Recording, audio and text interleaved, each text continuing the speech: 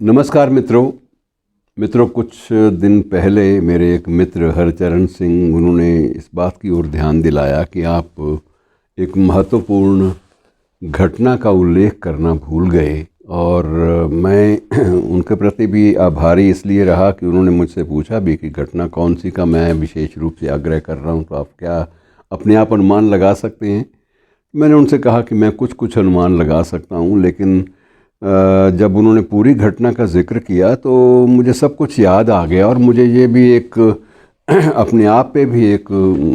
अंदर से भीतर से एक क्षोभ भी जगा अपने प्रति भी कि ये भूल कैसे हो गई। और वो इसलिए कि मैं कुछ वर्ष पूर्व भी इधर पंजाब के कुछ एक क्षेत्रों में जब भी गया, विशेष रूप से ग्रामीण अंचल में, और भी ज़्यादा मैं ये कहूँ कि थोड़ा सा ग्रामीण अंचल की बात मैं करूं कि ये चमकौर साहब और इस सारे के सारे क्षेत्र में मैंने एक बड़ी अद्भुत बात देखी कि गांव में लोग लगभग 8-10 दिन ज़मीन पर सोते हैं। तो मैंने एक व्यक्ति से पूछा भी कि ये क्या महत्व है कि आप लोग इन दिनों में ख़ास तौर से ज़मीन पर सोते हैं। तो उन्होंने कहा ये भी एक स्मृति है हमारे मन में, जहन में, और वो स्मृति इस बात की है कि ये वो अवधि है जो अवधि हमें सुप्रीम सेक्रीफाइसेस, हमें सर्वोच्च बलिदानों की याद कराती है। ये वो दिन थे जिन दिनों में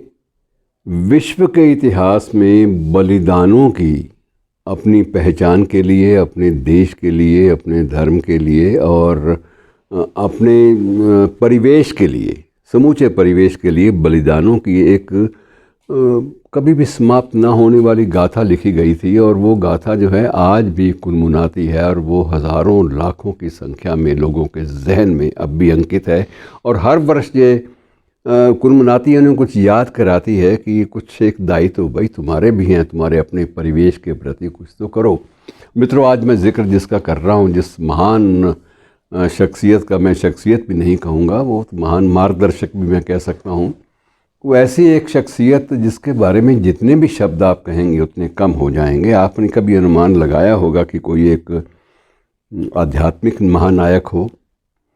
आध्यात्मिक महानायक के साथ तलवार का भी धनी हो, तलवार का धनी होने के साथ साथ कलम का भी धनी हो। ये सारी चीज़ें जिस एक व्यक्ति के पास, एक ही व्यक्ति में सारी की सारी इम्बाइब की हुई, सारी की सारी रची बसी हुई दिखती हैं। और उसके बाद सबसे ज़्यादा कि बलिदान की एक अनूठी परंपरा उसके पूरे परिवार में दिखती हो, ऐसी शख्सियत, ऐसा महानायक आपको विश्व के इतिहास में शायद ना मिले। मेरी मुराद है श्री गुरु गोबिंद सिंह से। मित्रों, ये सही बात है, मैं आपको जो बात कह रहा हूँ ये सत्य है कि आप ये विश्वास जानिए कि ये दिसंबर के अंतिम सप्ताह में,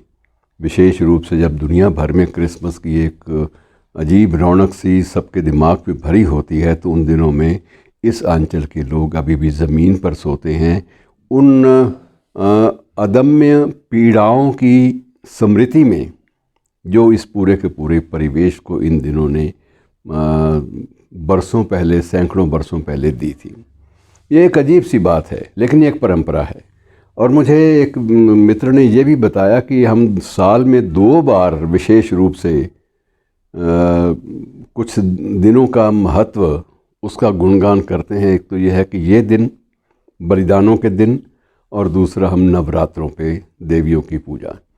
तो ये 9 दिन वो, और लगभग 9 दिन ये हम लोग पूरे के पूरे एक व्रतधारी बन जाते हैं। और इन दिनों में हम लोग प्रयास करते हैं कि हमारे मन में किसी भी तरह की घृणा, नफ़रत और द्वेष, और द्वेष के साथ साथ किसी भी व्यक्ति या किसी भी वर्ग पर जुल्म करने की बात, ये सारी की सारी चीज़ें हमारे दिमाग में कभी ना आए। और हम सभी को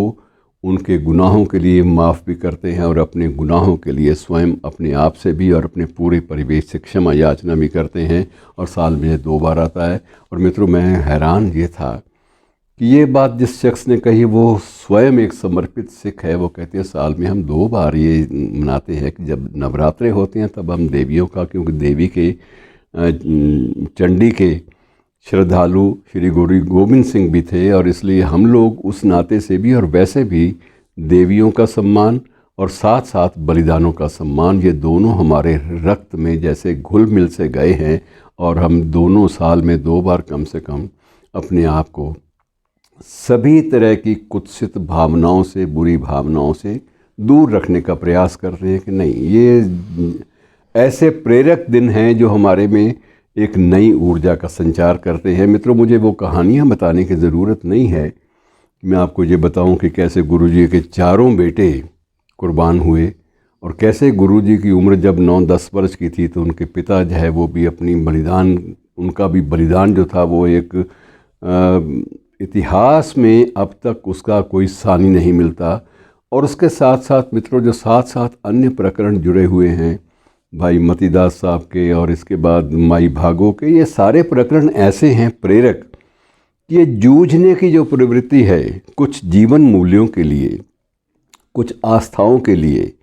जूझने की, ये जो अपरिमित असीम प्रवृत्ति मनुष्य के अंदर है, इसकी पहचान करना बहुत ज़रूरी है। मित्रों, ये एक बिल्कुल अजीब सी भावना है और ये मित्र प्यारे नू हाल मुरीदां दा कहना और कितनी ही ऐसी संवेदनशील धाराओं में इस महान इतिहास पुरुष ने लिखा जिसका कोई भी सानी या कोई भी उदाहरण अन्यत्र नहीं मिलता, कि लगातार जूझने की प्रवृत्ति को साथ लेकर, अन्याय के खिलाफ लड़ने की, जूझने की प्रवृत्ति को साथ लेकर, साथ साथ कलम और साथ साथ तलवार, दोनों का साझा सफ़र कभी आपको इतिहास में, शायद विश्व के इतिहास में शायद कहीं और आपको ना मिले। तो मित्रों, बहुत सारी बातें हैं जिनको हम लोग भूल जाते हैं और इन चीज़ों को याद रखना इसलिए भी ज़रूरी होता है कि जब हम मानव अस्तित्व की बात करते हैं, जब हम जीवन मूल्यों की बात करते हैं, जब हम अपने समय के बदलते हुए, ध्वस्त होते हुए सिद्धांतों की बात करते हैं, जब हमें ये लगता है कि हमारी ज़िंदगी का जो एक ढांचा जिस पर हमारा पूरा जीवन का एक अस्तित्व टिका हुआ है, जब वो चरमराने लगता है किसी भी बात से या किसी भी विषय को लेकर या किसी भी विषैले वातावरण को लेकर, तो तब बातें याद आ जाती हैं, अनायास से याद आ जाती हैं कि कहाँ थे, कहाँ वे लोग थे जिन्होंने अपने परिवेश के लिए अपना सर्वस्व न्योछावर कर दिया। इसलिए वो लोग, उनको कई बार सरबंसदानी भी कहा जाता है। तो इसलिए कहा जाता है कि पूरा का पूरा वंश और सब कुछ, अपना पूरा अस्तित्व, अपना सब कुछ सम्मान, सब कुछ ही न्योछावर कर दिया कुछ एक जीवन मूल्यों के लिए। और वो जीवन मूल्य आज जब ध्वस्त हो रहे हों ज़िंदगी में और उनके अलग अलग रूप से व्याख्याएं की जा रही हों तो बड़ी तकलीफ़ होती है, बहुत तकलीफ़ होती है मित्रों। और इस तकलीफ़ का जो मर्म है, जब तक हम इसको पहचानेंगे नहीं, हम कहीं आगे नहीं जा पाएंगे मित्रों। इसमें शक्ति और भक्ति, ऊर्जा,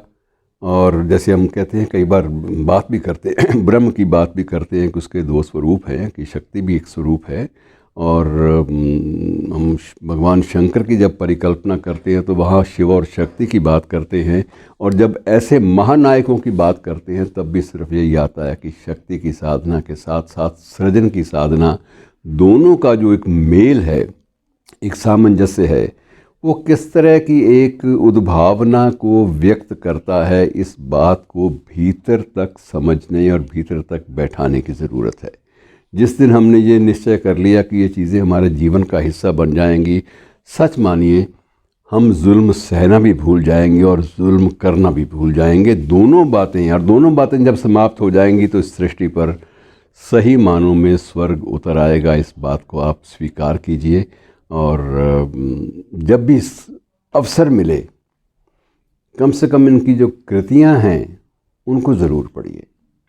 कृतियों से गुज़रने के बाद आपको लगता है कि संवेदनशीलता का धरातल कितना ऊंचा भी हो सकता है, किस ऊंचाई तक उसको ले जाया जा सकता है। इन सब बातों का